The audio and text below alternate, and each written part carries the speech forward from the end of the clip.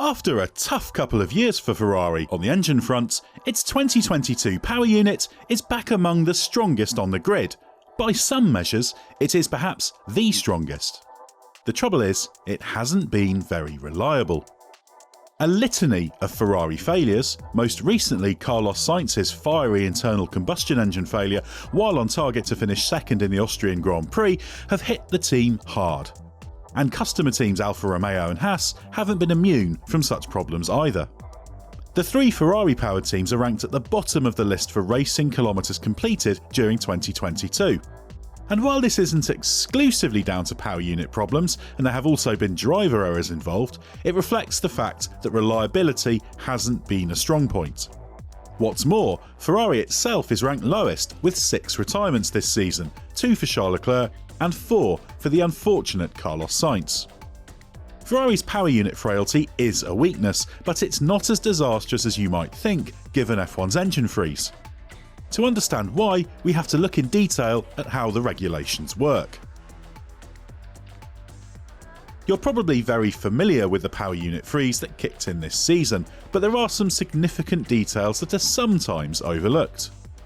Each manufacturer is allowed to homologate one new specification of each of the components that comprise the power unit: the engine, turbocharger, MGUH, MGUK, energy store and control electronics. This rule also applies to the exhaust system as well as the fuel and oil specs. While the homologation window is still open for MGUK, energy store and control electronics, most of these were frozen ahead of the season. And in Ferrari's case, it introduced its new MGUK at May's Miami Grand Prix. The engine freeze covers not only 2022, but runs all the way through to the end of 2025. This is to allow the engine manufacturers to focus on developing their 2026 power units. The regulations for these have yet to be finalised, but are close, with the MGUH dropped, a more powerful hybrid coming in, and synthetic, sustainable fuels being adopted. But it is possible to thaw the engine freeze a little.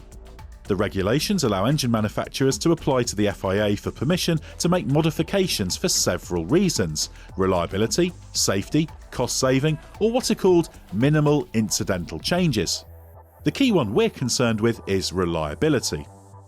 Written requests must be submitted and evidence provided for there to be a chance of the FIA approving such requests. And all 4 engine manufacturers have submitted and been granted such permissions on occasion this season. So this effectively means that the engine manufacturers have been incentivised to be aggressive with their engine designs in pursuit of performance, as this will be locked in until the end of 2025. And if that makes reliability worse, that's not a big problem, as you can apply for permission to make fixes.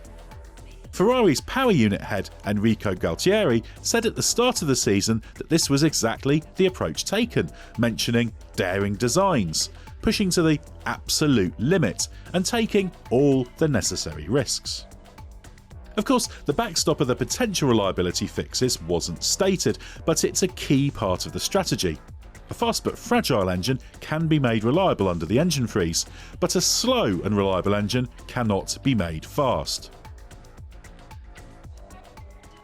That Ferrari has won 4 races and taken 7 pole positions in 11 races this year is proof of how strong its power unit is. So from that perspective, Ferrari's aggressive design approach has paid off. But there have been too many problems. Ferrari suffered 2 major failures of the V6 internal combustion engine in races this year, one for Sainz in Austria and the other for Leclerc in Azerbaijan. Team principal Mattia Binotto said in Austria that these 2 failures were very likely the same. Binotto also implied there is a fix in the works, although he's previously referred to power unit problems as a potential medium-term fix, meaning it's unclear exactly when this will be ready to be deployed. Ferrari also lost victory in the Spanish Grand Prix when Leclerc suffered a failure of the MGUH and turbocharger while leading.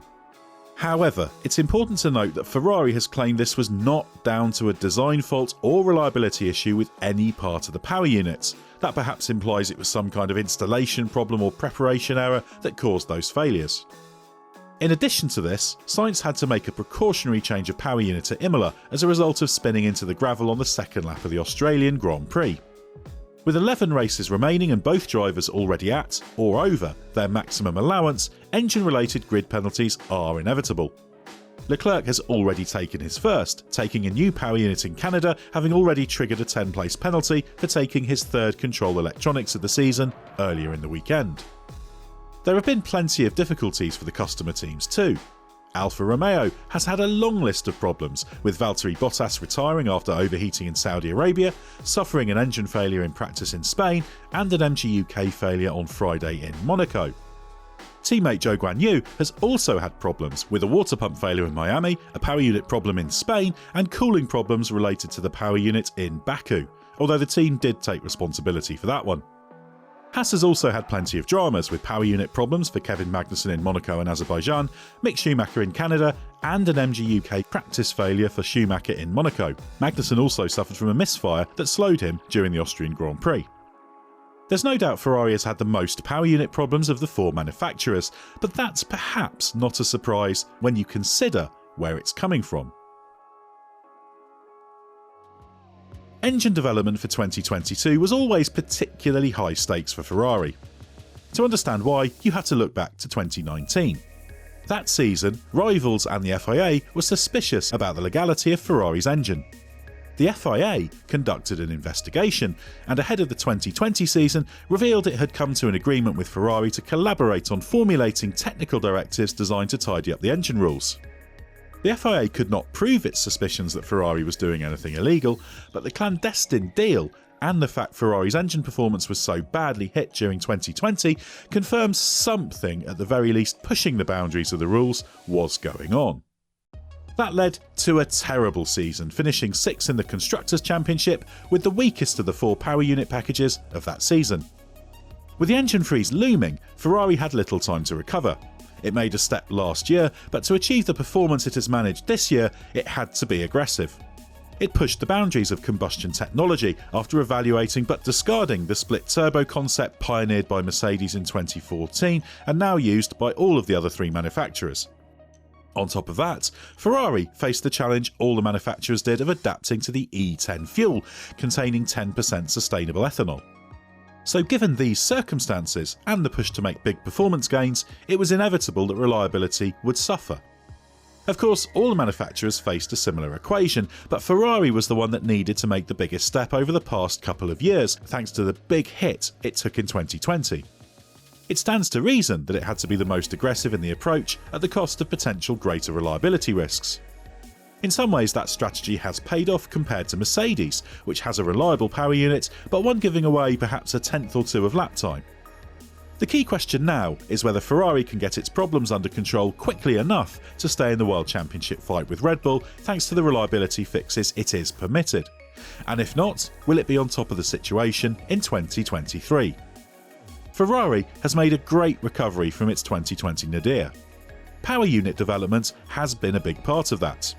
But now, it needs to get on top of the reliability problems to ensure it can take the final step from title challenger to championship winner.